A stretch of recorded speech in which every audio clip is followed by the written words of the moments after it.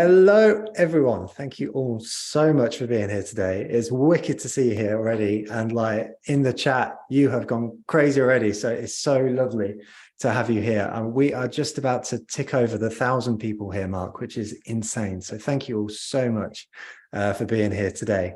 Do pop in the chat feature where you're watching from. And if you've got it within your capabilities, then do pop in an emoji to say how you're feeling as well today. While you're in the chat feature as well, please don't forget to switch your messages to everyone, so everyone can see your messages right now. So the way you do that is you head into the chat feature, and what you'll see is a toggle. If that toggle presently says to, and then it says hosts and panelists, click that, switch it to everyone, and then you'll be able to chat throughout the duration of today's session, as you are right now. And this is insane. Wow, what a response. Thank you all so much for being here. I would try and read out where you're coming from, but honestly I can't keep up, so let's just say there's a lot of people from a lot of places. Thank you all very, very much. Today, as a couple of messages I've seen in the chat feature will suggest, I am in my new office, so welcome, and what a day today to be here. Today is a record breaker for the marketing meetup. So one thing that I can ask from today's session is please do keep that chat feature going throughout. We've got so many people here today to listen to this chat. And honestly, the most that we can get out of all of this is make this a two-way conversation. Mark and I, we're here for you. We're not just here for ourselves. And that means if you pop in the chat feature and get the conversation going between you all, then honestly, it makes the session so much better. I need to now go into the bit where I introduce today's guest, which is almost a futile task because so many of you already know Mr. Mark Ritson, Professor of Marketing at the Mini MBA. It's an act of generosity. Mark joins us from Australia, 1 a.m. his time, which is incredible. But this is also very much in keeping with the kindness that Mark has consistently shown the marketing meetup over these past few years. In fact, this is his third appearance at the marketing meetup.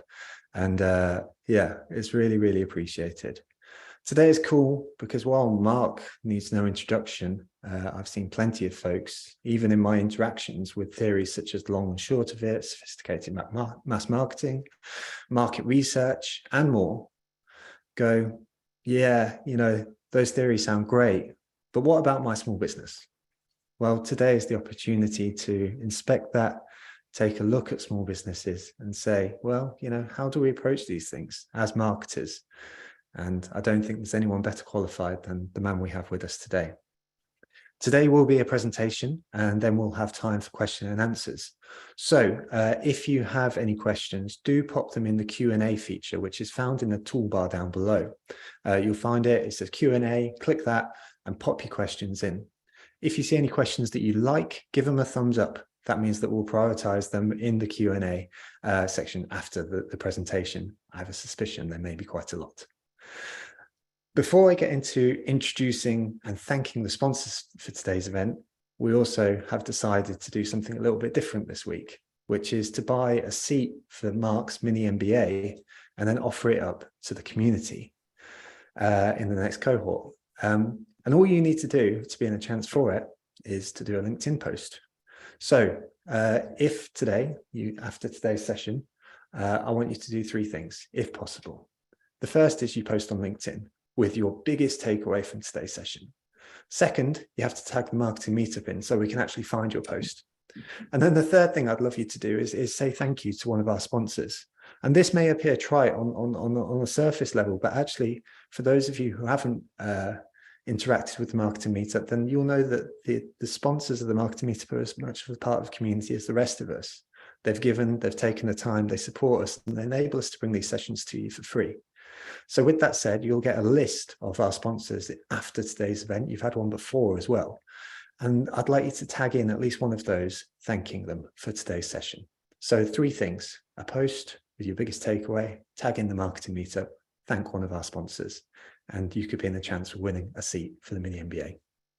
Our featured sponsor this week is Ahrefs, the SEO tool, but we also have Storyblock, Impression, Redgate Software, Cambridge Marketing College, and Brand Recruitment. One ask is just simply to thank them.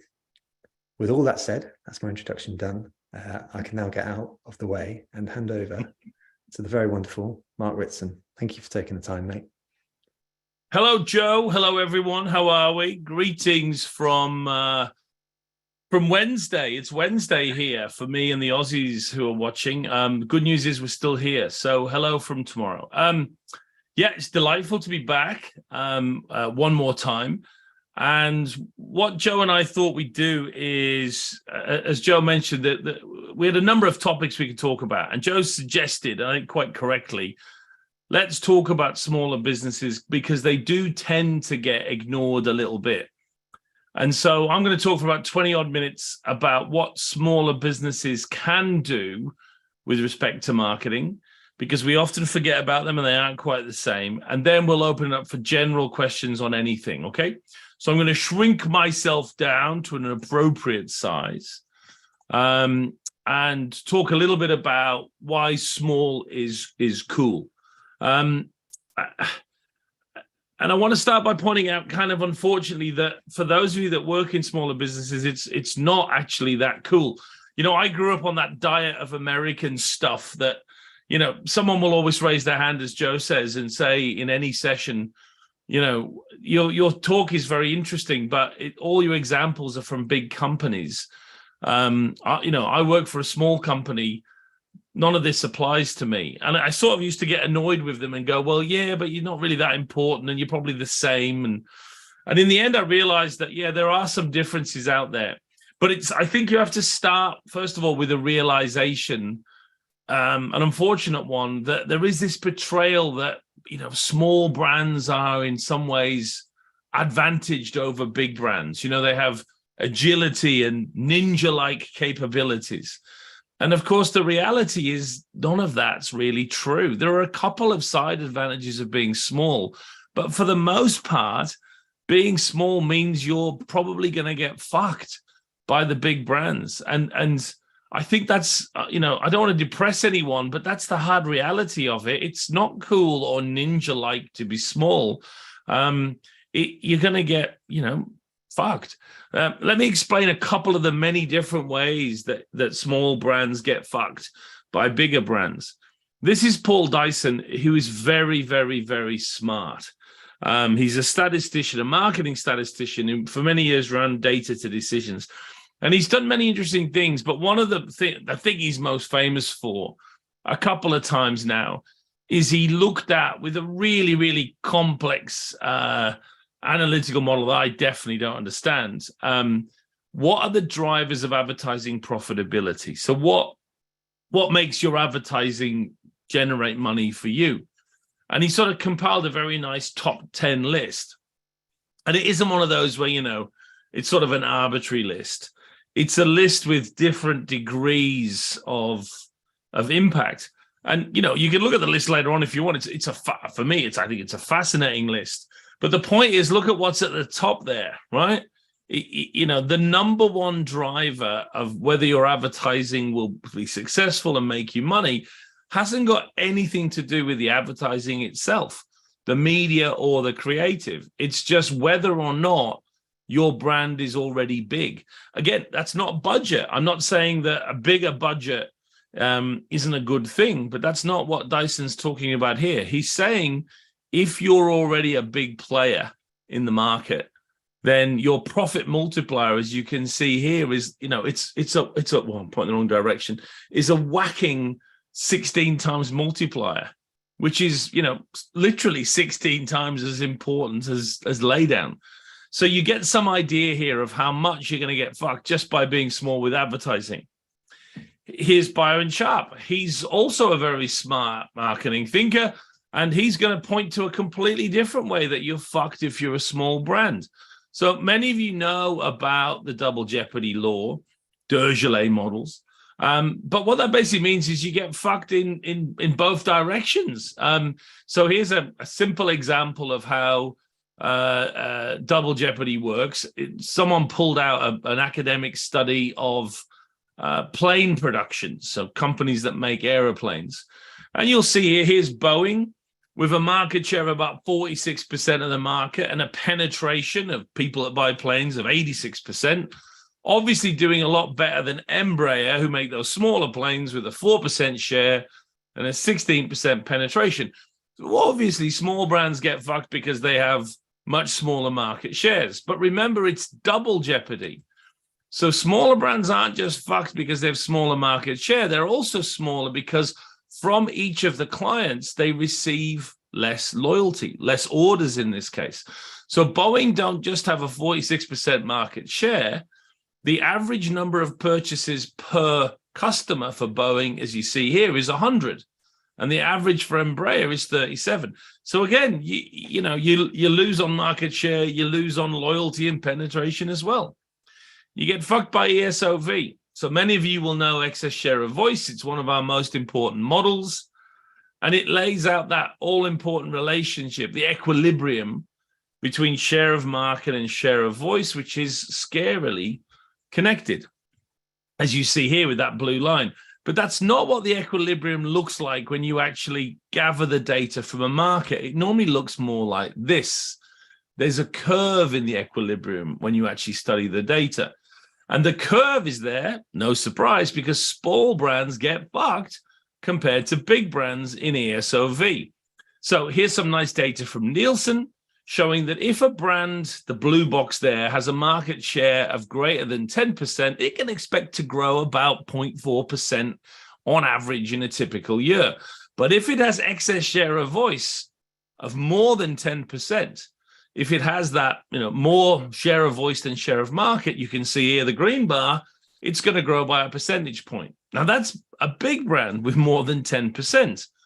Compare that to a small brand.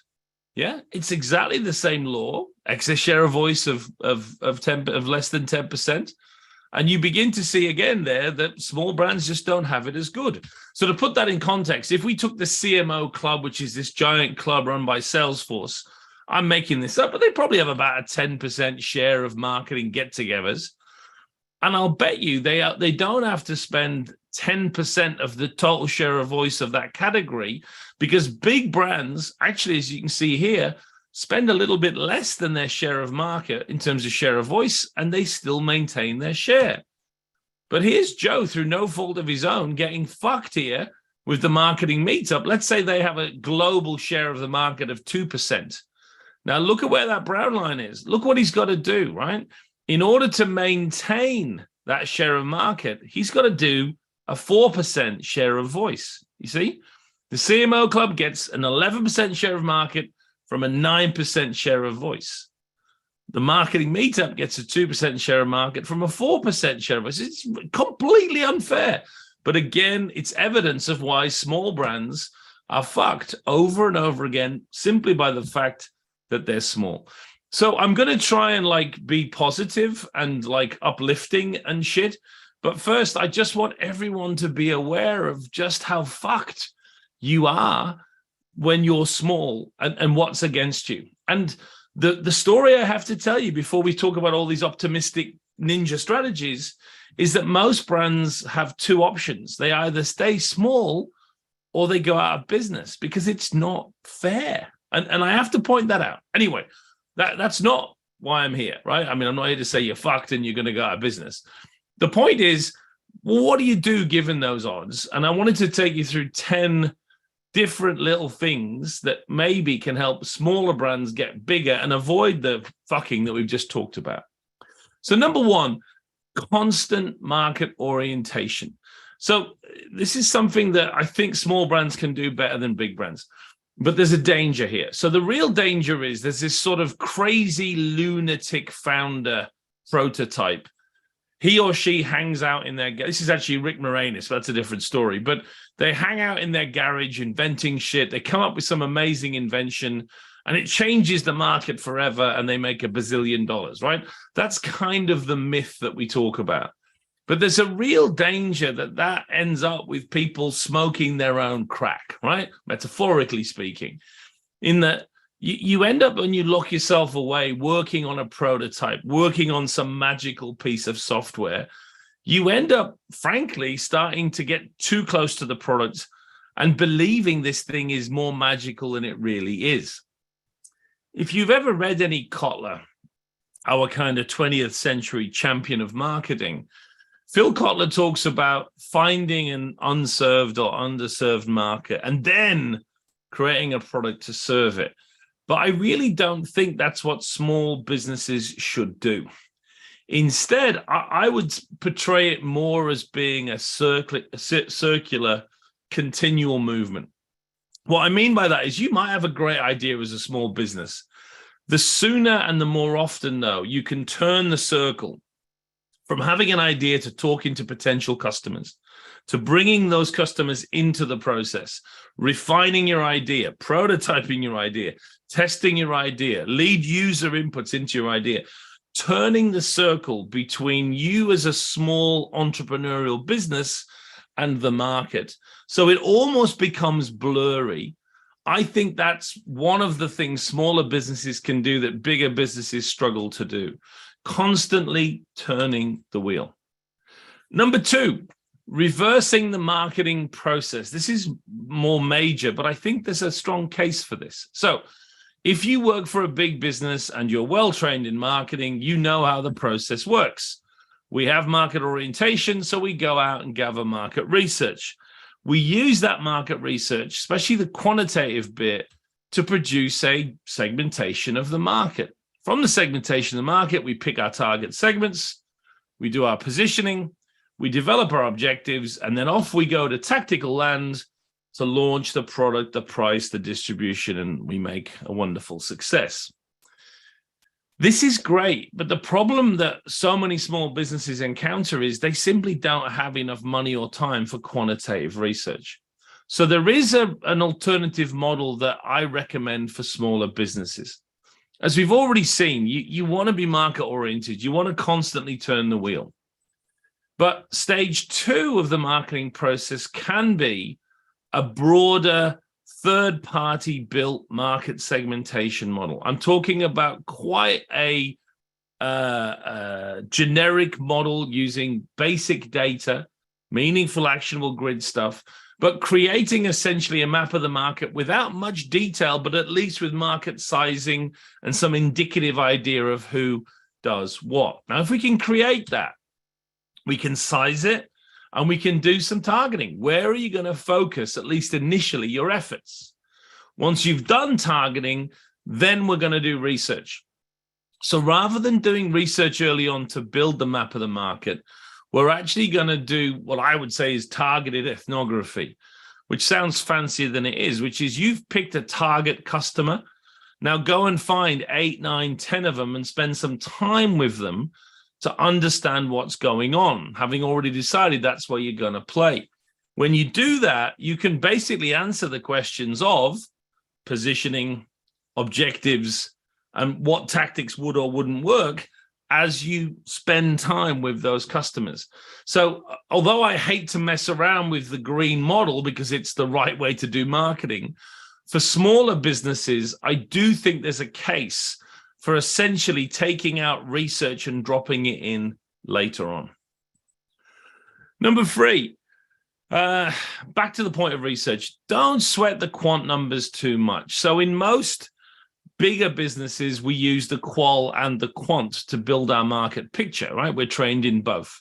We usually use panel data. We like our brand tracking. They're essential things. I don't think you should worry in a smaller business if you don't have that information, and you don't for good reason. Money, time, and frankly, even if you had the money and the time, most customers wouldn't have heard of your brand to complete the quantitative survey anyway. So don't worry too much about quant in the beginning. Instead, this idea of ethnography, of going out in a very qualitative way with small numbers, going deep and spending time with customers, watching them, talking to them, interacting with them in very unscientific ways and getting to know them is a big advantage and something, again, larger companies can't do. And that ethnography and that spending of time with customers allows you then to test new things out, learn, course adjust, and again, evolve in a way that larger companies just don't have the capability to do. So in the beginning, don't sweat the quant numbers. Number 4, pick on the big guy. Again, in the bigger companies, we focus on distinctiveness, we position very clearly. But how do I break into this market if I'm a small brand without really the resources to create that share of voice? Well, there's 2 ways to position a brand. The standard way is to position to the target customer. This is what I offer. But there's a second route that we know less about, which is you can do that, but at the same time, you can also position against an alternative, more famous brand in the market. This is what I stand for. And I stand for it because this guy is a wanker and I'm not a wanker. Do you see what I mean? There's no reason you can't do both channels at the same time. Avis famously did it by pointing out they were second and to Hertz's first, and they would therefore try harder because Hertz were basically a bunch of shits. Virgin spent a very successful 10 years positioning against British Airways for basically being British Airways. And a lesser known fact, Ben & Jerry's built their business from a war in the 1980s with Häagen-Dazs, which was absolutely a strategic confection from the beginning. Shit, I did it. I mean, I'm happy to admit I did it. About 10 years ago now, we had the big debate with Byron Sharp. Byron at the time was significantly more famous than me. And I was just trying to position against Byron, not because I don't like him, but because it was a surefire way to allow a smaller brand to get more purchase in the market. And the reason this works so well is, first of all, you earn what I would call shadow salience. So just by being on the same stage as Byron Sharp, you bask in the salience he's already got. Second, you have that second mover positioning advantage where the other brand has already taken a position in the market and they enjoy that position. You come in later so you can find a hole or a gap in how they play it and position against them. And the best bit about this one is only small brands can do or can win this battle. Yeah, big brands wouldn't go into this kind of battle because it wouldn't make sense for them to do it. It also wouldn't make sense for them to respond to the little brand having a go at them either. So you kind of have this lovely strategic picture of how maybe to position the brand. Number 5, poor person's pricing. So in a big company, we can do loads of great stuff when it comes to pricing. We can run large market tests. We can run conjoint. We can do Van Westendorp pricing meters. And we can basically pretty accurately work out what the price should be to make the most money. You can't do that in a small company. Even the Van Westendorp involves a proper representative survey. So for smaller companies, I'd recommend a slightly different path. First of all, just because you're not going to do formal pricing research to begin with, make sure you understand the power of price. It's a long story that I won't go into here, but if you want to understand the profitability of your small business, you need to understand how a single percentage point increase in price will have a significant impact on profitability, much more than selling more or reducing costs would have. The second lesson is start high. You can always go lower, much, much harder to go from a low price to a high price. So if in doubt, err on the side of premium. Most managers do the opposite and underprice their products. The poor person's approach to pricing is if you don't have any other data, try and aim for a rough average hit point of losing about a third. If you're in B2B, for example, losing about a third of your pitches. Yeah. When someone asks you to pitch for a business, you don't want to win much more than half because it sounds weird, but if you start winning more than half, it's a surefire signal that you're probably underpricing things. So you're trying to lose a fair amount. And if you start to win everything, you need to put your price up. So you start losing about a third of pitches again. Now that sounds mad, right? Why would you want to lose business?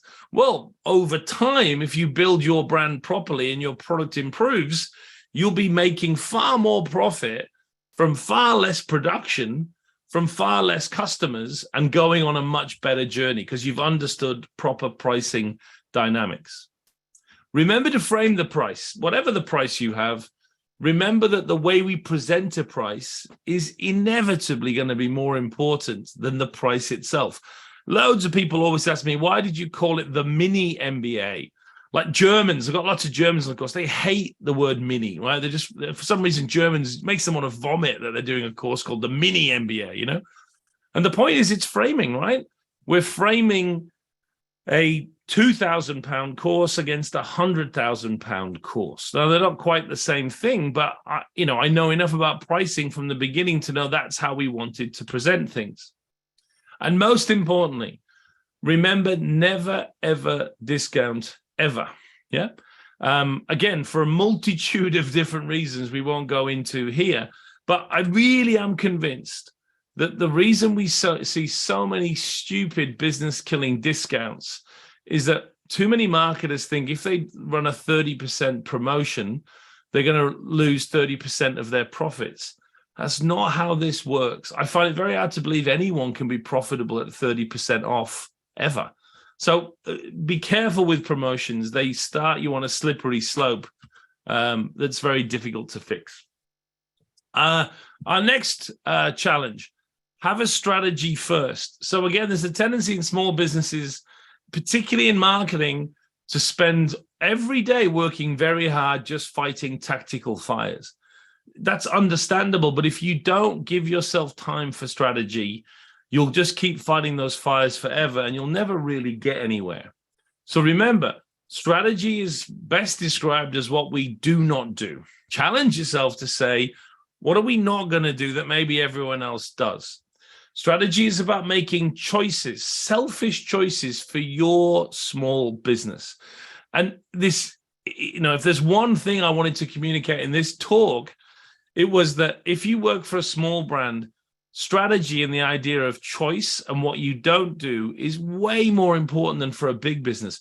Sure, McKinsey or Procter & Gamble have to have strategy, but if a small brand doesn't have it, doesn't have clarity here, doesn't make choices, doesn't focus their resources, doesn't say no, then there's very little hope that it will survive. So strategy and choice are more important to a small business than a big one. And remember, ultimately, you're saying no, you're making choices in three key marketing areas. One, who we're going after and who we're not. Two, what we want to position and what we don't. And finally, what we want to achieve and also what we don't. Be choiceful in a small business, because if you spread yourself too thin, it won't work. A very common one for number 7. So probably the most common question I've had from people that have done the Mini MBA from smaller companies is, we don't have quant data, we can't set quant objectives, and therefore we can't do a lot of the brand planning process. And that's partly true, right? In a bigger business, we build funnels with quant data, we set objectives, and those objectives are a big part of setting proper, accurate budgets. So what do you do in a small business where you don't have that information? I would recommend you create 2 a priori pots of money at the start of each year. A long pot, which is the money designed for the top of the funnel. Awareness, consideration, salience, brand building.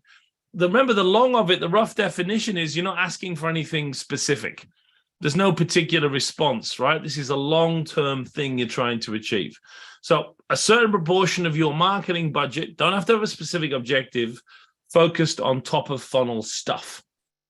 And then the other proportion focused on the shorter, activated bottom of funnel stuff aimed at particular segments and getting a specific ROI from them by achieving a sale or something very close to a sale.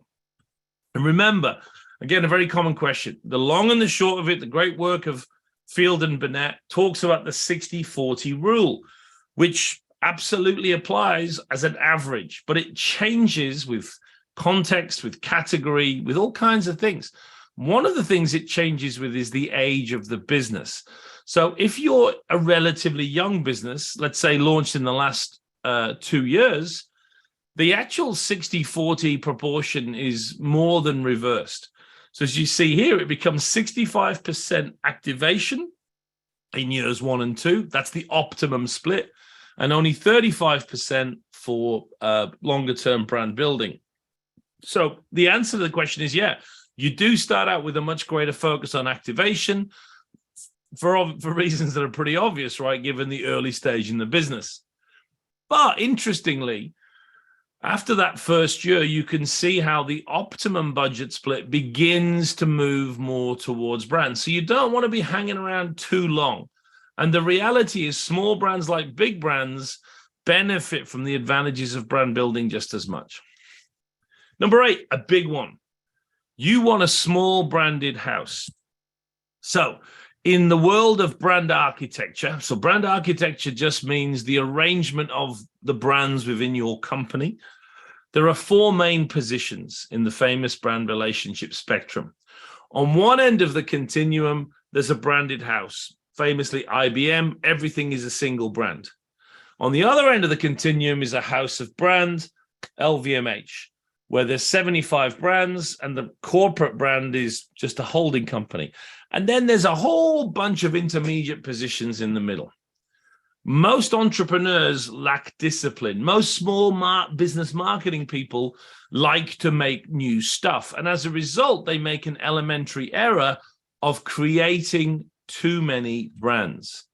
You don't want to have a house of little brands here in the first 5, 10, 15 years of your company's existence. Yeah.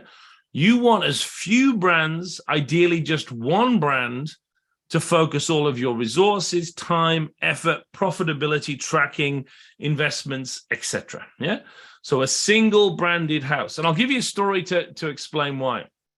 Many years ago, I got very, very drunk with a senior person from Reckitt. And one of Reckitt's favorite brands is Veet, which is a 100-year-old hair removal cream, predominantly used by women. But over the last 5 or 6 years, this senior person from Reckitt had seen a dramatic increase in Veet sales, and he couldn't understand why.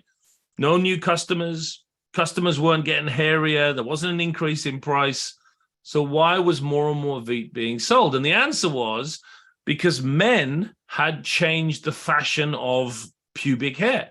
In the 1970s, it was, commonplace for masculinity for us to be very hairy and have, a large urban sprawl. But as we entered the new millennium, it became more and more, I'm not aware of this, but it became more and more cool to have I believe the terminology is shaven haven, right? And to have no pubic hair at all. So what partners were doing was stealing their wives and girlfriends' Veet and in a very manly way, rubbing enormous amounts of it all over their extremities and using up a shit ton of Veet, resulting in the female member of the household going, Jesus, where's all my Veet gone? And the purchase cycle was going mad, right? Anyway, so Reckitt realized they had an opportunity. They could make a hair removal cream for men. And they set off on a little mission to discuss what it would look like and what they would call it. And in the end, they launched Veet for Men. So why did they launch Veet for Men and not some completely different brand? And the answer is very simple. Reckitt, like most smart companies, doesn't want any more brands. Brands aren't that good for companies, it turns out, particularly after the first 1 or 2.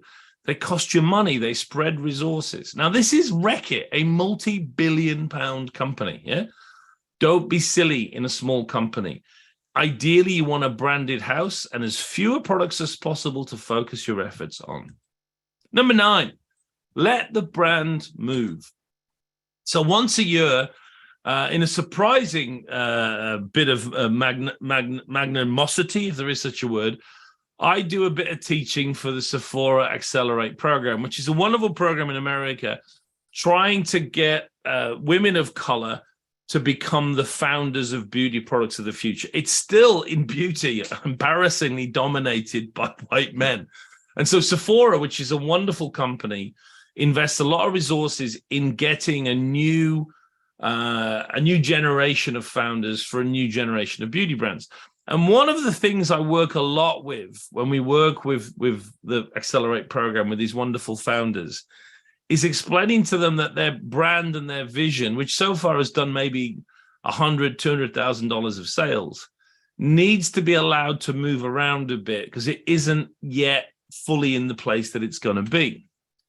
And I use the analogy of the difference in planning a child's life and then watching that life unfold. I have a 6-year-old and I had all kinds of plans for what she was going to do and everything else. But once they arrive, I mean, my daughter's fundamentally what would I say here? She's not exactly playing by the rules, shall we say. I mean, she's going to be a car thief or if we're lucky, an international jewel thief. But some form of thief appears to be where she's going in life. It doesn't matter how much I had plans for doctors and lawyers. She's got a completely different plan in mind, and she's well on the way of doing it.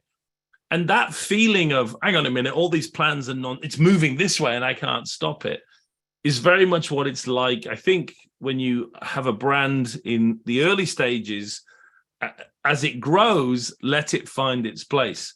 When I launched the Mini MBA in 2016, I did quite a lot. You would expect this. I did quite a lot of research, and the positioning originally, I think, was MBA applied, and whatever this means now, a cut above other programs, right?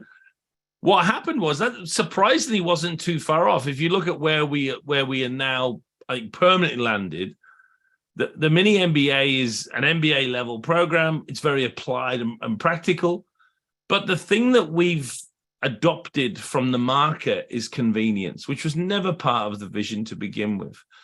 And I think you have to let for example, we used to give out tons of readings, and now we're trying to be 100% podcast, because it turns out busy marketers don't have time to read, 9 pages of a Harvard manuscript. So convenience came in because that's where this brand wanted to go. And we had to let it tell us that. And I think that's a good lesson as you are in the smaller, earlier stages. And finally, enjoy it. The great Anita Roddick was famous for saying this. Well, great founder of Body Shop. And Anita Roddick always said, if it isn't fun, then don't do it anymore. Do you know what I mean? And she made a good point.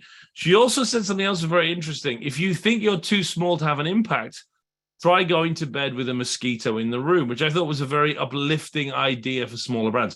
I don't buy it for a fucking second, by the way. I just think it's not. So I don't think mosquitoes do very well generally. I think most of them get killed about 3 seconds into existence. But it was an uplifting and positive thought that I thought we could end with. All right, Joe, back to you in the studio.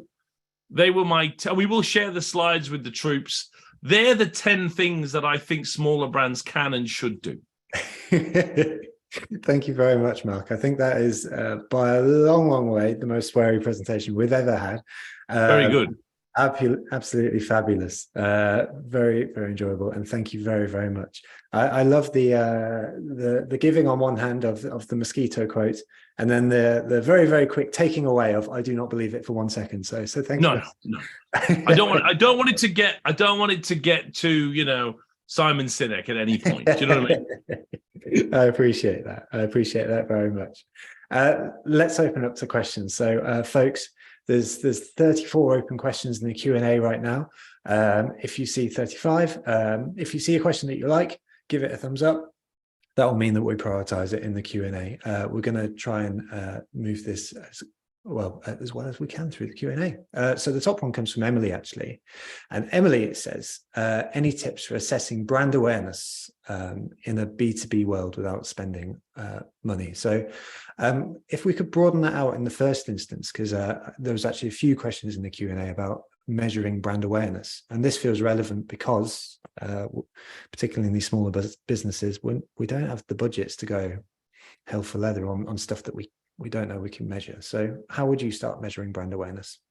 I think if you really want a metric, and I agree, you're not going to go out and do an annual track for the most part, right? I mean, let me answer it 2 ways. If you're a small grocery brand, right, a regional yogurt, let's say, there's absolutely no reason you couldn't spend £7,000 or £8,000 on a bit of panel research, which would give you brand awareness, brand perceptions, your funnel, the competitor's funnel, all for £7,000 or £8,000. And I know that because I was talking to one of my graduates in September.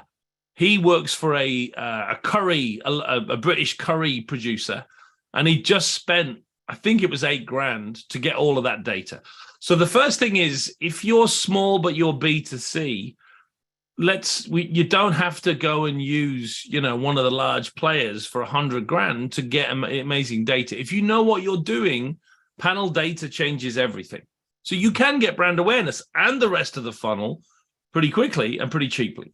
Having said that, if you don't have that money or you just don't have access to consumer panels, the only other option you've got, if you want a metric for it, is to look at the growing share of search literature.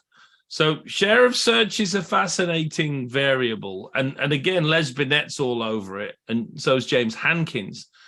Have a look at what Les has done freely on YouTube about why it's such an interesting variable, and then think about how you could use it as it's free data, basically. It takes a bit of time to set up, or hire someone very locally to do it for you. And there are more and more people offering this service to benchmark your share of search versus the other identified competitors. It doesn't quite do the same thing, but it may do something better than awareness, which it may capture which brands are actually more salient and are coming to mind in buying circumstances, rather than just in the category, who do you think about? So I'd say share of search is your other option if you want a metric. Nice, fabulous. And do you think, so we were speaking about this before we went live, and so one of the things that we observed, and or I observed, is that brand awareness spend is probably decreasing at the moment because of recessionary forces. I don't know why I said it like that, because of the recession. And does it become increasingly important right now? And how do we start to begin to have those conversations about spending on brand? Because it feels important. I feel like as marketers, we know it is, but actually having those conversations in a way which gets across the message is quite difficult. Have you got experience with those conversations, and yeah, how would you begin to approach it? Look, it's easy for me to say it, but it's true. In times of recessionary crisis, the right thing to do is to spend most of your money maintaining your brand spend, because in many categories, there isn't much short spend to go. The guys at LinkedIn have an article this week about they normally have a 95-5 rule. You know, you want 95% of the people of your customers are not in market right now. And it's now a 99-1 rule, because in many categories, 99% of the market isn't in right now. So the short-term activation stuff doesn't make a lot of sense. What does make sense is maintaining spend, especially if other competitors are pulling out during this hopefully short-lived period, because brand investments are there for the next 2, 3, 4 years. And we're not expecting the recession to last quite that long, even in the UK. The other interesting eventualities, I think my article in Marketing Week comes out later today. I've been working with System One, the advertising research company. We looked at about 18,000 British ads, and we looked at long and short ads. What we found was something very interesting. If you have a great brand building ad, it does also have massive short-term sales implications. But if you have an amazing short-term activation ad, it has absolutely no impact. In fact, declining impact on the brand versus a less effective short-term ad. So what's emerging from this large data set is the long actually is the long and the short. The short is the thing to worry about, because it's not doing any long-term good for your brand, and it's just mopping up the existing demand without creating any new stuff. So I think that the big counter argument would be the long of it. Brand building is a great long-term way to maintain presence in the market, but it also is going to do you some good in the short term as well. Fabulous. I mean, it's so reassuring. I mean, it's a difficult argument to make, but with data points like that, it feels like it's starting to get to that place. And I remember you were saying, went to the Marketing Academy session, the top 10 moments from last year, and you were saying that you felt like this time felt different, in the sense that this session felt a bit different, that message around branding seems to be landing slightly differently. You know, hold the line, continue spending on brand. We've definitely done it better, Joe. I mean, I got slightly annoyed at the end of the year, because you know what it's like in marketing. We get a general consensus, which is true, by the way, and borne out by data, that you do want to maintain your investment in brand, you know, for the good of the company, but also because others pull back and you can win. But you've always got 3 or 4, what's the right word, you know, alternative thinkers who want to come up with these stupid counter arguments because we live in a world of counter arguments. But I think, back to that point we made late last year, I think this is a recession for the first time where we've gone into it protecting or trying to protect brand spend more than ever before. Nice. I'm going to move it on to one of the first question mentioned B2B specifically, and I know that you get big and small company, and you get B2B and B2C. It seems to be the variations of the conversation that you have. So given the small marketing context here, do you have any observations on the difference between B2B and B2C? Does it exist? Yeah. Is it? It doesn't actually exist. I mean, it does exist, but not really. So what I mean by that is, if you notice, and it happens to me whenever I teach a cohort on Mini MBA, the first week, people go, I work in services. Does this apply to services? I work in B2B. Does this apply to B2B? And it's like, hey, it definitely applies, right? We keep talking about B2C as if it's the same, right? That's selling mascara, shoes, yogurt, fart cream. I don't know what, I mean, there's massively different businesses. Yeah. And so I think what we have to all recognize is we have a lot more in common than we have different from each other. Obviously, if you're selling industrial portaloos, it's a slightly different thing than selling ice cream. But so selling ice cream versus selling, baked beans, there's some different dynamics there as well. So, I think we overstate it a little bit. And what's been great about the B2B Institute at LinkedIn is that they've done a lot of empirical research to show it's pretty much the same, even though we all protest too much about it. So, there are differences, but much more similarities that we should think about. Nice. Thank you, mate. The chat's going off at the moment with comments about fart cream. So fart cream, very important. If you haven't got your fart cream yet, I've got some recommendations. Mark Smith says fart cream on hot apple pie is delicious. It's the way to go. It's the way to go. Honestly, mate, this prepresentation has not gone to places where I necessarily expected it to go over the duration of this past 48 minutes. So, I thank you very much for that. I got in pubic urban sprawl earlier, which I was particularly keen on. I want to reiterate pubic urban sprawl. No, we're aware that you got that in. Happy. So let's take a question from Sarah, because I think it's a great one, taking us back to the beginning of the presentation.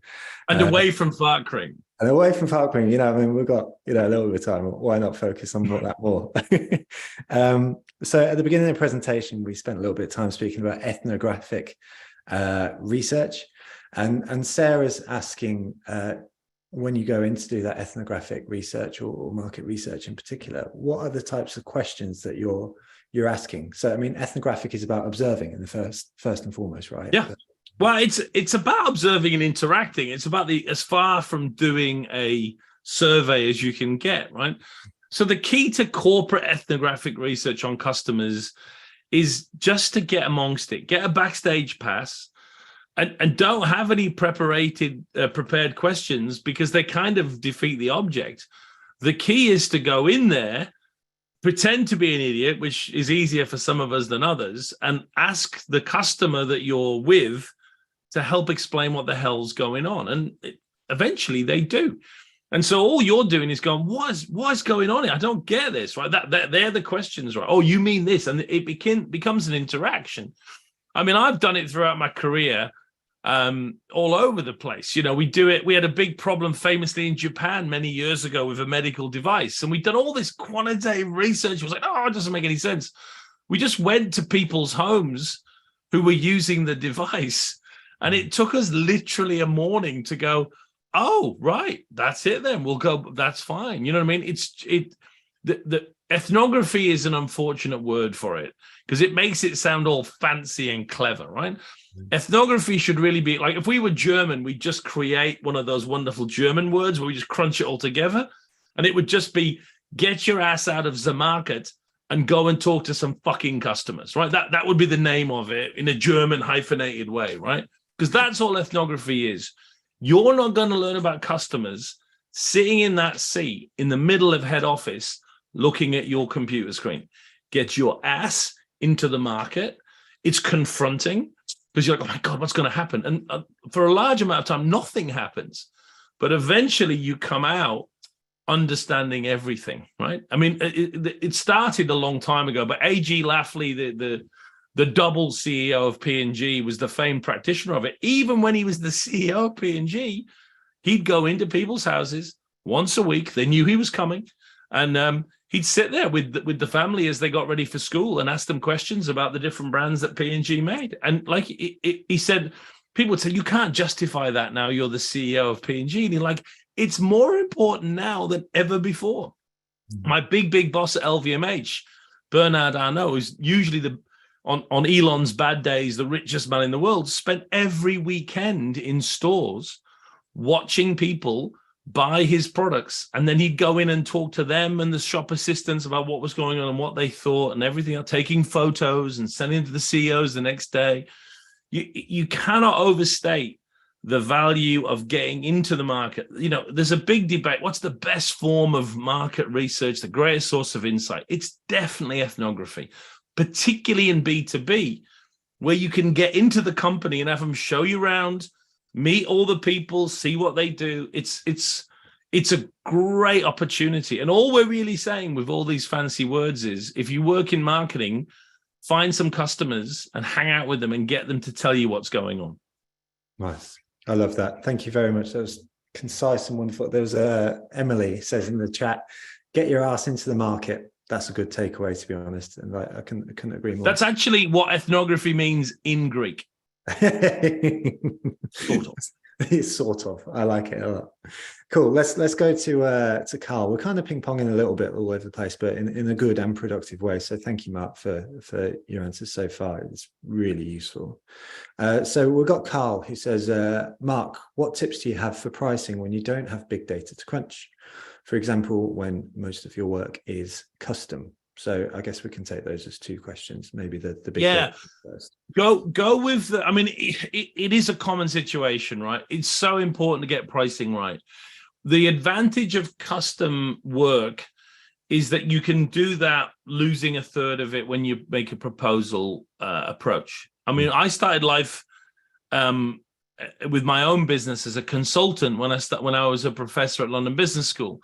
And I can remember, I think I charged £1,000. It might have been 1,500 quid to do this bit of analysis of data for a company based in London.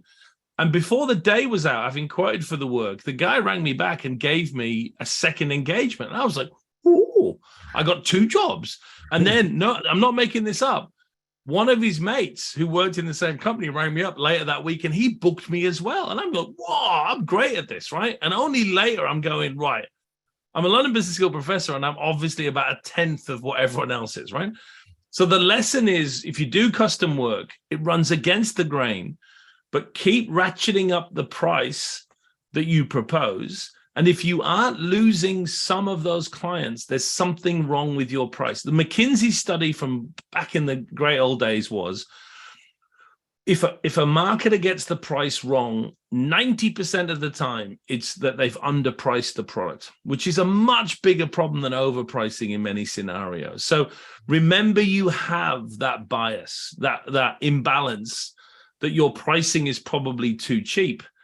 And, you know, you can go too far the other way. Sure, you can. But try and balance it with each job so that you're losing a bit of work. Yeah, there's nothing wrong with that. Sales are not the lifeblood of business. Profit is the lifeblood of business. And price is all about profit. Nice. I love that. And there's part of me which is a little bit not cynical, but interested, because in my experience working in smaller companies, there's often been a founder who's sort of set the price, and then that's kind of it, you know. And I think that's a wider trend in marketing as well, generally, which is marketers aren't involved in pricing. Do you think there's a wider trend right now where we're not being involved in these conversations in the same way?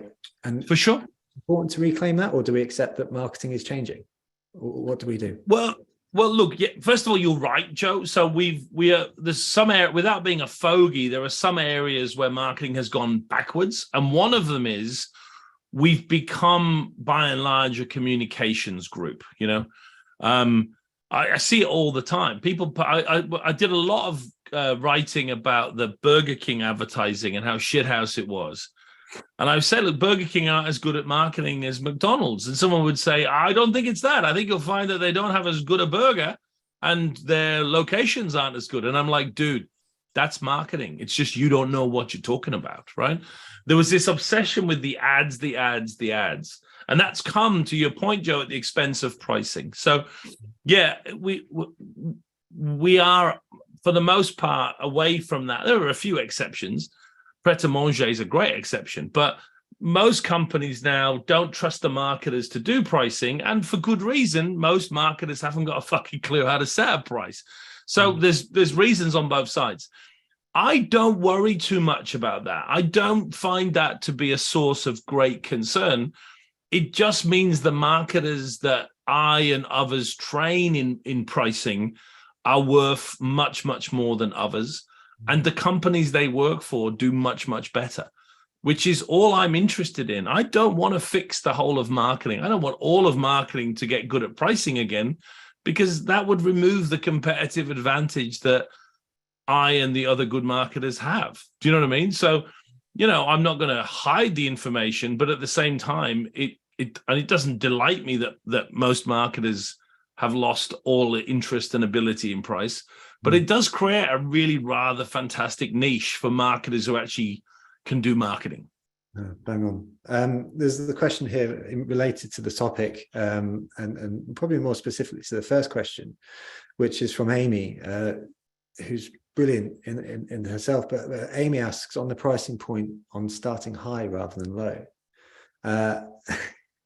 and probably without just saying you're fucked, potentially.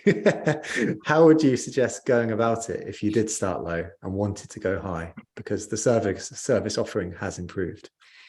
Yeah, it's a real challenge through nobody's fault. You want to get a foothold in the market. You then find out you've underpriced, and you may improve as well. And then you're desperate to improve prices. I mean, the good news is, if there can be any good news from the recession, the current inflationary climate has allowed, as far as I can see, a very large proportion of British companies to get their prices up way beyond where inflation is, right? If you look at what Tesco have been saying, they're pretty sure that many of their suppliers are actually have jumped the shark with their pricing. So this might be peculiarly one of those times where you have to say, I'm going to put my prices up beyond an inflationary level. Mm-hmm. The only other thing you can do then is use alternative products in terms of sub-brands or sub-products that have a different level of quality from the original one, and which you kind of position against the existing product. But again, I've got to be honest rather than, if you'd have asked me this question 20 years ago, I'd have given you all these bullshit theories of how you do it. You're in a bit of a toilet there, right? And it's like I get asked, I would say probably 3 times a month, no exaggeration. We've been overusing sales promotions. Our competitors have been overusing sales promotions. How do we get out of this situation? And the answer for the most part is you don't. You don't now. That's what we know. Right? You've shat your bed, and now you must sleep in it for the rest of your life. You know what I mean? There is no fix for that situation by and large, other than to get another bed in another room, which is a very expensive thing to do. Mm-hmm. Cool. Thank you. Let's take, it's 3:00 and Mark's been very generous and said that you can hang about. I don't propose that we do it for too long, but as folks will be dropping off the call around now, I want to get this question in because you have been generous to us as well, Mark, which is from Marcus, which is very close to the top, which is, my question would be, how suitable is the Mini MBA for a small business owner? Well, yeah, you served me that one up. Thanks, Joe. Yeah, very suitable. I mean, we about 25% to 30% of the marketers that come on the Mini MBA in marketing work in a department of less than 5 marketers, often just 1 marketer. So yeah, I think it's as suitable for small marketers as it is for big marketers. It's the marketing songbook, right? So yeah, and we know we do test this as we should. We slice we have we have a plus 78 net promoter score rating. We slice that NPS by big company, small company, services B2B, with no significant difference. So yeah, most small marketers are very happy with the course.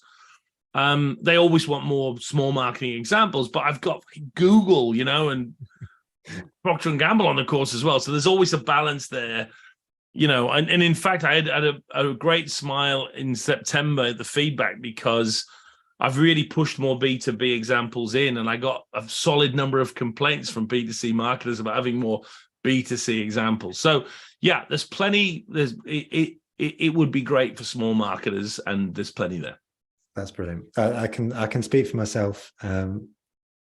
Again, I feel like I said this time last year in our previous session that you're not paying me to say this, but you did give me a framework to hang my marketing activity off. And for me, that was where the biggest benefit was, because it was a diagnosis strategy tactics. It's a way to approach any marketing challenge, which honestly did make a big difference. So thanks, John. You can have that one. We want to pick up from a question here from David, because he asks, are there any marketing channels or types of channels that suit smaller businesses? And I want to pick up on that question specifically, because previously you'd spoken about the more channels that you get involved with, the better. And I've heard you make a really great point in the past about how small businesses can approach this. The more channels, the better. And I wondered whether you could speak to that briefly, because I think that was a really I mean, there is, again, lots of evidence that you want to spread your money across multiple channels, not focus on just one. Many explanations and potential explanations for that, but multi-channel integration, diversity, works better than pumping everything into your favorite channel. A lot of small businesses then say, I can't afford we just do Facebook. I can't afford to do all these other things like TV and radio and outdoor. And of course, that's true. But what I'm saying is adopt 4 or 5 different channels. I'm not saying they have to be TV and radio. There are channels that are more suitable for smaller brands. Some of them more digital, for example, but there are others. All I'm saying is make sure you still have that integrated mix of different tools. One of them, for example, is the founder herself or himself, in the sense that later on with brands, the brand itself is more interesting. But in the early stages, it can be a really smart play to use founder-based PR. People are more interested in the story of people that have created a brand than the brand itself. And obviously what you do is you bastardize your own story a little bit to position the brand appropriately. But stuff like that can still work. So I do think it's still multi-channel, just the channels are different than the bigger brand ones. And how does that change then? So the founder story, we sort of speak about sort of 5, 10, 15 years as a small business, and then hopefully one graduates, you become a not so small business. What's that transition look like to you in terms of either the founder story specifically, or is there any sort of notable things that you observe that sort of happen at that stage where it's like, that's interesting from a marketing perspective? Yeah, it's a good question. I've been lucky enough to follow a couple of brands that became billion-dollar brands and worked for them much earlier before they were. And a couple of things are a kind of horrible step that always goes wrong, right? The most common one is just growth in general gets to be a problem. So at a certain point, if you've got 15 or 25 employees, you can understand the brand from hanging out with the founder and knowing what was going on and chatting with everyone else. At a certain point beyond that, 20 million quid, 25 employees, or the first foreign country you go into, it tends to all go horribly wrong, because what got you to here will not get you to there. And so what that all means, fascinatingly, is things that were organic up until this point must now become artificial. And people like me were brought in for brands because essentially the scaling up process now needed to go to a different level. And it's almost a shame, right? But you can only get so far. I worked for Benefit Cosmetics when it was much smaller, and Benefit had twin founders, amazing women, Jean and Jane. And you would literally be able to understand the brand by sitting in an office within 50 meters of them. You would get it, trust me. But at some point, you don't get that anymore. You're too big and you've got offices and stuff. So what happens is what was once natural and organic becomes, for every brand of size, an artificial thing, not in a bad way, but it has to become managed and less organic. And that's one of the big moments in the evolution of a brand. Can you do that? Presumably you can only do that once you get to a certain size. There's no benefit to doing it early, presumably.